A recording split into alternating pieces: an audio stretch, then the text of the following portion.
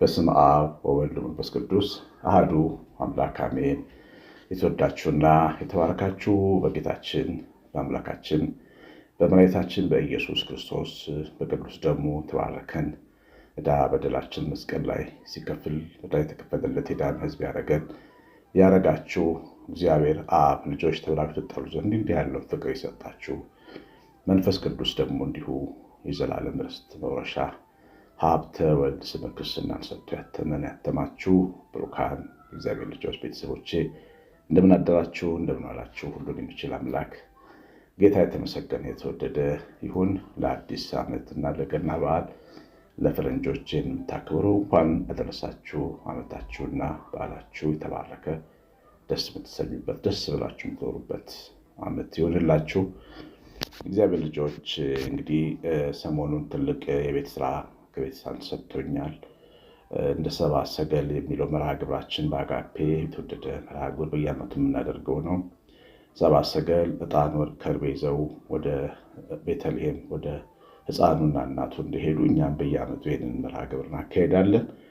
2 ዓመት ለወልቂጤ ማርያም አምናና ዘንድሮ እናታችን እመቤታችን ቤተክርስቲያን እንዲሁ ደግሞ የልጇ መድኃኔዓለም ያዳኛችን የብርሃናችን አንድ ላይ ትልቅ ሕንፃ የተሰራ ነው። ከላይ መድኃኔዓለም ከታች እመቤታችን እግዚአብሔር ፈቅድ ዘንድሮ እንዲመረቅ ታስቦ ነው የሚሰራ ያለው። ግን ትንሽ ነገሮች ያስፈልጋሉ። እነዚህ ነገሮች የእኛን ድጋፍ ፈልገዋል። በተለይ መብራት ያስፈልጋል። ውስጥ ላይ ከ500 ሺህ ብር የሚሸጡ መብራቶች አሉ። በ300 ሺህ ብር የሚሸጡ መብራቶች አሉ። ከ50 ሺህ እስከ 30 ሺህ ብር የሚሸጡ መብራቶች አሉ። እነዚህ መብራቶች ትልቅ ሕንፃ ስለሆነ ብዙ ናቸው። እነዚህን ለመግዛት እግዚአብሔር ቢፈቅድ ደግሞ ከዛም አልፈን ምንጣፉን ለመግዛት ምንጣፉ ወደ 1.2 ሚሊዮን ብር ይፈጃል። ፈንድራይዚንግ አዘጋጅተናል።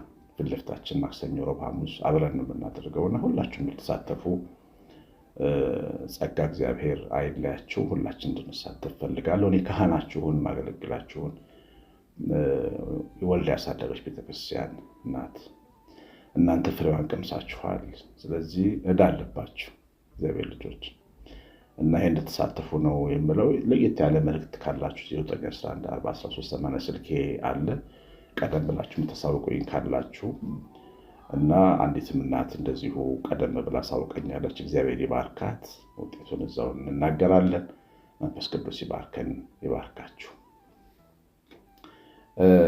ዛሬ መንፈስ ቅዱስ የሚያስተምረን የሚናገረን እግዚአብሔር አምላክ ሰውን ከምድር አፈር አበጀው፣ በአፍንጫውም ሕይወት እስትንፋስን እፍ አለበት፣ ሰውም ሕያው ነፍስ ያለው ሆነ የሚለውን ሐሳብ ነው። ኦሪት ዘፍጥረት ምዕራፍ 2 ቁጥር 7 ላይ እንግዲህ የእኛን አፈጣጠር ሙሴ ከኮሬብ በሲና ተራራ ላይ ከእግዚአብሔር ጋር 40 ቀን በቆየ ጊዜ መላእክት የነገሩትን የሰውን አፈጣጠር በዚህ በኦሪት ወይ በሕግ መጽሐፍ ላይ ጽፎ አስቀምጦልናል። በተለይ ስለኛ የተጻፈው ስለ አፈጣጠራችን የተጻፈው በጣም አስገራሚ ነው። እኛ የተፈጠርነው ከአፈር መሆኑን ነው የሚነግረን። እኛን ብሎ ከሰማያት ወርዶ ለመሞት የተዘጋጀ አምላክ ሰማይ ላይ አለ። ታውቃላችሁ፣ እኛን የመሰለ ዘመደ ሰብ የሆነ ሰው ዘመድ ሆኖ የተገለጠ ጌታ አለ። የዓለሙ ፈጣሪ እግዚአብሔር ቃል እንዴት ከዋክብትን ከታላላቅ ብርሃናት ሰርቶ ትልልቅ ዓለማትን ከትልልቅ ድንጋዮች ሰርቶ ከከበሩ ድንጋዮች ሰርቶ እንዴት እኛን ካፈር ሰራን ብለን እናስባለን ሁልጊዜ። እንዴት ይሆናል? እንዴት ካፈር ሰራ? እንዴት ካፈር አበጀን? የሚገርማችሁ አሁን እኛ ካፈር የተበጀ ነው አሁን ከምንላቸው ትልልቅ አካላት ከብርሃን አካላት በላይ ነን። እነዚህ በሰማይ ያሉ ፕላኔቶች፣ ፀሐዮች፣ ጨረቃዎች ሁሉ በፍርድ ቀን በጌታ ቀን ያልፋሉ። እነዚህ ያልፉና እኛንም ተነስተን በፊቱ ከአፈር ተነስተን የምንቆመውና እንዴት የሚያልፈውን በከበረ ነገር ሰርቶ የማያልፈውን ዘላለማዊውን ከአፈር ይሰራል ብለን እናስባለን፣ እንጠይቃለን። ይሄ ይኸውላችሁ እግዚአብሔር ክብሩን ሊያካፍለው ከፈጠረው ፍጥረት ትልቁ የሰው ልጅ እንደውም የመለኮቱ ባህሪ ተካፋዮች ናቸው ይላል። የእግዚአብሔርነት ባህሪ ተካፋዮች ናቸው የሚገልጽ ጴጥሮስ የእግዚአብሔርነት ባህሪ ተካፋዮች ናቸው። እግዚአብሔር እንደሚመሰገን ትመሰገናላችሁ። እግዚአብሔር እንደሚወደድ ትወደዳላችሁ። እግዚአብሔር አምላክ በባህሪው አምላክ ተብሎ እናንተ በጸጋ አማልክት ሁሉ ትባላላችሁ ተብሎ ተጽፏል። እና ለምሳሌ ሙሴ በፈርዖን ፊት እንደ አምላክ ነበር። የሙሴ ጸጋና ኃይል ከፈርዖን አማልክት ይበልጥ ነበር። አምላክ ነበርክ ለሙሴ ብሎታል እግዚአብሔር። በዚህ ልክ ወደ መለኮቱ ክብር ያስጠጋልን እኛ ሰዎች ከሞት በኋላ ወደዛኛው ነው የምንሸጋገረው እንጂ አንሞት። እኛ አንዴ ከተፈጠርን በኋላ መሞት የለም። በሕይወታችን ዘላለማዊነት አረጀን ደከመ ምናምን ምንድነው ዝም ብለን በልማድ ነው። ሰው ገና በዘላለም ሕይወት አንጻር 80 ዓመት 90 ዓመት ቢሞላው ሕፃን ነው እንጂ ገና ያረጀ አይደለም። ገና ወጣቶች ነን። ምክንያቱም ይሄ ዘላለማዊ ነው። ለምንድነው ታዲያ ከአፈር የሰራን ብትሉ ልባችን ጥንቃቄ ስለሚፈልግ ነው። እንዳንረሳ ነው መነሻችንን። ይህ ከዚህ ቀደም ከብርሃናት የተፈጠሩ መናፍስት አገልጋዮቹን እሳት መላእክቱን መንፈስ አድርጎ ነው የሰራው አይደለ? የብርሃን ጸሐፊ ቅዱስ ጳውሎስ እንደነገረን እነዚህ መናፍስት ራሳቸውን አምላክ አድርገዋል። ከብርሃን በመፈጠራቸው የተነሳ ከእግዚአብሔር ጋር ሊወዳደሩ ሞክረዋል። ሲሶ በሰማይ የነበረ መላእክት የሳተ መንፈስ ሆኖ ተጥሏል። ምናልባት መነሻቸው ከብርሃን መፈጠራቸው ማብረቅረቃቸው ማብራታቸው ይሆን? ምናልባት በትልቁ እግዚአብሔር ተራራ መካከል መራመዳቸው ይሆን? ምናልባት በእግዚአብሔር ፊት ድምፁን በብርሃኑ ፊት ቆሞ ድምፁን መስማታቸው ይሆን ወይ እንዲያረጋቸው? እነዚህ ስውታን መላእክት አጋንንት የሚባሉት ከብርሃን የተሰሩ ናቸው። ስለዚህ እግዚአብሔር እኛን ከብርሃን ለምን አልሰራንም? ካፈር ለምን አበጀን ብትሉ መንሳችንን እንዳንረሳ ነው። ልባችን በደንብ ካልተያዘ ተራራ ስለሚሆን ሁልጊዜም ቢሆን በዘመናችን የምናድግ ሰዎች ብንነሳው ካፈር ነው። አልሰማችሁም? ዲያቆን ቤኛ የዘመረውን መዝሙር ካነሳኝ ካፈር ከትቢያ ካቆመኝ በሰገነት ካፈር ነው ያነሳ። ሁላችንንም ዛሬም ድረስ ሰውን እግዚአብሔር ሲፈጥር ካፈር ነው የሚፈጥር። የመንፈሱን ስብዕና የሕይወቱን ክብርና ስኬት የሰራው ካፈር አንስቶ ነው፣ ከመሬት አንስቶ ነው። መነሻችንን ካረሳ ያነሳንን እግዚአብሔርን እያከበርን እንድንኖር ያደርገናል። ስለዚህ እግዚአብሔር ካፈር ሲያበጀን የሰራንን እንዳንረሳ ነው። ይህ አንደኛው ነገር። ሁለተኛ አሁንም በየዘመናቱ ሁሉ ዓለም አፈር ላይ ትጥለናለች። አትጠቅሙም ብሎ ቤተሰብ ይጥለናል። የትዳር አጋር አትጠቅምም ብሎ ፈቶን ጥሎን ይሄዳል። በቃ አፈር ላይ የወደቀ ስጋ አፈር አይደለም የሚሆነው። እንደዛ ሆነን የኖርን በጣም ሰዎች አለ። የደከምንላቸው የለፋንላቸው ካምፓኒዎች ጥለውናል፣ ምንም ዋጋ ሳይሰጡን። የለፋንላቸው ዘመዶቻችን ምንም አልሰራልንም ብለው ክደውናል። እህት ወንድሞቻችን የካዱን ሰዎች አለ። ለነሱ ኖረው ለነሱ አርጅተው ለነሱ ሸምግለው እድሜያቸውን በልተው አላቅሽም ተብሎ የተካዱ በጣም ሴቶችና ወንድሞች አሉ። ቤተሰቦቻቸው አፈር ላይ የወደቀ በጣም ብዙ ህዝብ ነን እኛ። አሁን እዚህ ተቀምጣችሁ የምታዩት 3000፣ 2000፣ 4000 ሰዎች ናቸው።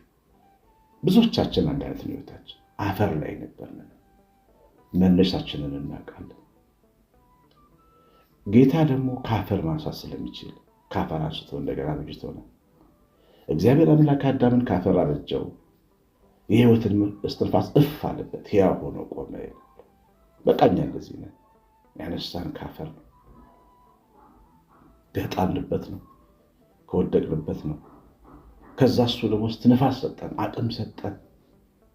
ዛሬ ላለንበት መድረስ አቅም ጉልበት ሰጠን። የመንፈስ ቅዱስ ረድኤት ከኛ ጋር ሆነ። ሳናስበው እዚህ ደረስን። የእግዚአብሔር ሕይወት እስትንፋስ አቆመ። ዛሬ ሰዎችን የምንረዳ የሰዎችን ችግር የምናደምጥ የምናዝን ሰው የሚገባ ለሰው የምናዝን አድርጎ የሰራ ቸሩ መድኃኒዓለም ያው የትናንቱ ታማኝ አምላክ ከጥንት ዘመን ጀምሮ እሱ ነው። ከአፈር ለተነሱ ሰዎች እግዚአብሔር ብዙ ክብር አለ። ወስዶ ገነት መካከል አስቀመጠ። ብቻውን መሆኑን ሲመለከት ደግሞ የምትረዳው ረዳት እንፍጠርለት ብሎ ጓደኛ ፈጠረለት። እኛም እንዲህ ነው የሆነው። ድሮ በማንነታችን ብንሆን ማንም ሰው ከኛ አጠገብ ጓደኛም ትዳር አጋር ሚስትን ባለመሆኑ ሊቆማችን ስላነሳን ነው። የህይወት እስትንፋስ ስለሰጠን ነው። ስለቆምን ነው። ስለተዋብን ነው። እግዚአብሔር ጌጠኛ ስላደረገን ነው። ሰዎች ያገቡን፣ ትዳር የያዝነው፣ በአማረ በሰመረ መንገድ ሄድ ነው። እግዚአብሔር የህይወት እስትንፋስ ሰጥቶ ስላሳመረን ረዳቶቻችንም የተቀበሉ ረዳት ይሰጣል። እግዚአብሔር የጓደኛ ሚስት ይሰጣል፣ ትዳር ይሰጣል፣ ልጆች ይሰጣል። የልብ ወዳጅ የሆነ ሰው አጠገብ ያስቀምጣል። መንገድ የሚያበጅ ሰው፣ የሚያሳይ ሰው ያሳያል። ማታስቡትን ሰው ዘመድ አድርጎ ያቆማል። ይሄ ነው አባት አብርሃም እግዚአብሔርን ብሎ ከወጣ በኋላ በከነዓን ምድር ሲኖር ጓደኛ አገኘ ይላል። መምሬ የሚባል ጓደኛ። መምሬ የሚባለው ከነዓናዊ ጓደኛው የአብርሃም የልብ ጓደኛ ነበር። የአብርሃምን እንግዶች የሚቀበለው አብርሃም በመምሬ አባት ስር ነበር። ጓደኛም ይሰጣል እግዚአብሔር፣ ወዳጅም ይሰጣል። ምን ያህል አስተውላችሁት ይሆናል? እኛውን አለን የምንላቸው መልካም ነገሮች ሁሉ እየሰጠን ከአፈር ያነሳን እግዚአብሔር። ይህን ታስተውላለች። ከመሬት ከትቢያ በጅቶ እፍ ያለብን መድኃኒዓለም ምን እንከፍለዋለን? ስትጸልዩ ስለምን እንደምታመሰግኑ አላውቅም። እኔ በህይወት ዘመኔ ስጸልይም ሳመሰግንም ከማመሰግንባቸው ሰዎች አንዱ ስለ ጓደኞቼ እግዚአብሔር በጓደኞቼ መካከል ስለሰጠኝ በረከት ነው። ደግሞ በጣም ብዙ ነገር በእነሱ እጅ ሰጥቶኛል። በእነሱ እጅ እግዚአብሔርን እንዳውቀው ወደ እግዚአብሔር ቤት እንዲሄድ ያደረገኝ አንድ የምወደው ጓደኛዬ ሰው ነው። ወደ አምላክ እንኳን አንዳንድ ይዞን የመጣ እግዚአብሔር ሰውን መላክ አድርጎ ይልካል፣ ወዳጅ አድርጎ ይልካል፣ ረዳት አድርጎ ይልካል። ለምን? ከአፈር አንስቶናል። እና ይኸው ታሪክ ነው የኛ ታሪክ፣ የአዳም ታሪክ። ከአፈር ስላነሳ እናመሰግነዋለን። አንረሳ ትናንታችንን፣ በባዶ እግራችን መሄዳችንን፣ ኃጢአተኞች ሆነን ጎስቁለን መኖራችንን፣ ትናንት ያሳለፍነው የሚያሳፍረውን ነገር ቢሆን አንረሳ። ደግሞም እንኳን አለፍነው ተምረንበታል። የእግዚአብሔርን ምሕረት አይተንበታል። የእግዚአብሔርን ትዕግስት አይተንበታል። በተቀደደ ጫማ ተመላልሰናል። እንኳን አለፍን። የእግዚአብሔርን በረከት አይተንበታል። አንድ እንጀራ ተንተርበን ያደርንበት ሌሊትም ነበረ፣ ግን እንኳን አለፍን። የእግዚአብሔር ማዕድ ጣፍጦናል። ተመስገን ብለን መኖር ይችላል። ምንም ካልነካው ሰው እኛ እንሻላል። ከአፈር የተበጀ ሰው ይሻላል። እግዚአብሔር መላእክቱን ከብርሃናት ሲሰራ እኛን ከአፈር ይሰራል። የበለጠ ጥልቅ በሆነ ልብ እንድንወደውና እንድናስተውል አድርጎ እንድናስብ አድርጎ ነው። ይህን አስቦ እግዚአብሔር ልጆች ትናንት መነሳችንን ስናስብ ሁላችንም እንባችን ይመጣል አይደለም? ለምን እንደሚሰማ እንደዛ አላውቅም። አንዳንዴ ብቸኞች ነን። አሁንም ድረስ ብቸኞች ሰዎች አላችሁ።